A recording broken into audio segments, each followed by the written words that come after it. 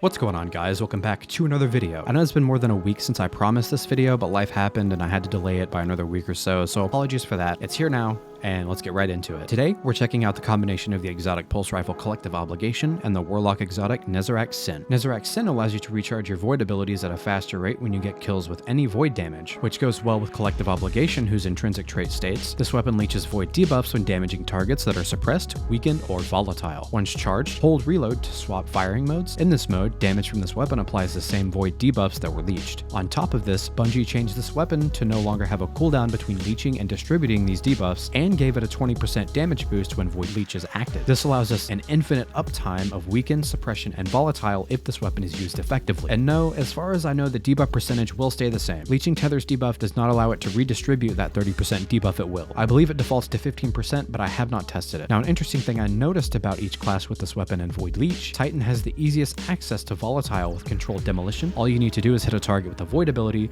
shoot the target affected by it, and you've leeched volatile rounds on top of the health gain from the further void explosions. Hunter has the easiest access to invisibility because getting a final blow with any of these debuffs will immediately turn you invisible. That includes the debuff from the weapon itself. For Warlock, it's weakening. Child of the Old Gods will attach to an enemy, and any other target in the vicinity of its effect will be tethered and weakened. What's also interesting, and why I chose Warlock instead of one of the other classes, is that a healing rift with Child of the Old Gods allows you to regenerate grenade and melee energy when dealing damage in it. Also, defeating targets affected by the Void Soul grants rift energy. This pairs insanely well with Nezeracs Sin as it recharges all abilities at once instead of a singular ability like Controverse Hold does for our grenade. Volatile we can access much easier with that regeneration stacking to get us our grenade a lot faster. Now, for the last thing about this weapon we have is that while under a void buff, Invis, Overshield, and Devour, Collective Obligation will be reloaded from reserve. This is while the buff is active for the entire cooldown, not just on activation. This allows you to shoot indefinitely without reloading. This ties into our subclass as well. The synergy on this build is just mind-boggling. For our subclass, I will not be giving descriptions of each element as to save time, as this video is already pretty long, but I will have them up on the screen for you and in the dim link in the description. For my aspects, we're running Child of the Old Gods and Feed the Void. Utility is self-explanatory and preference-based,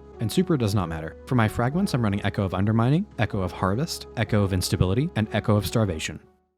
Now, the link between Echo of Harvest, Echo of Starvation, and Collective Obligation is very important here. We have some minor mods that also take advantage of these orbs. Collective Obligation's Void Leech debuffs will spawn the orbs of power, so you will not always have to use an ability to get that orb. Once picked up, it reloads our weapon, restores us to full health, and oh yeah, did I mention Final Blows while Devour is active also gives us grenade energy.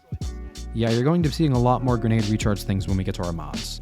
I'm leaning heavily into grenade recharge so we can have access to both weaken and volatile if our leech method proves to fail, as I've seen a couple of times that the weapon says it is charged, but will not change firing modes. It's rare, but it's something to be aware of. Also, Collective Obligation's 3 circular indicators within the sight will tell you which debuff is currently charged. Left is volatile, middle is weakened, and right is suppress. Also, the weapon itself gives visual and audible indicators of Void Leech being active through a dark gray or black matter that engulfs the weapon and slowly recedes back into its barrel throughout the timer. While Void Leech is charged but not active, you'll see this pulsating matter or goo all over the weapon. Very hard to miss. Its audible sound effect while Void Leech is active is that of a heartbeat.